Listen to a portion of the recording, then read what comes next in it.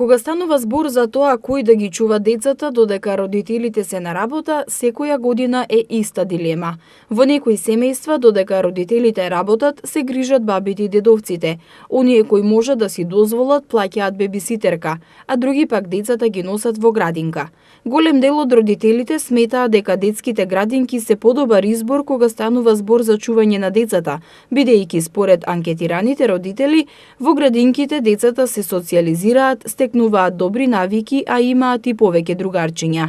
Педагозите советуваат дека сепак не може да се процени што е најдобро, бидејќи и двете страни имаат добри и лоши страни. Она што е сигурно е дека вашето дете во дружба со баба и дедо никогаш нема да биде гладно и секогаш ќе биде мазено, чувано и пазено. Доколку тоа е доволно за да ги задоволи амбициите и критериумите на родителите, тогаш најдобро е детето да го чуваат баба и дедо.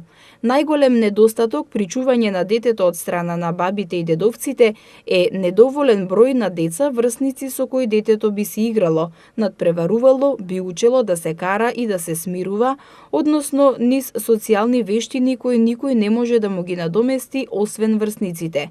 Тоа значи дека бабите и дедовците можат да се покажат како добри во чување на детето во една фаза, но лоши во друга. Родителите треба да знаат дека тие се одговорни за развојот, однесувањето и воспитувањето на детето.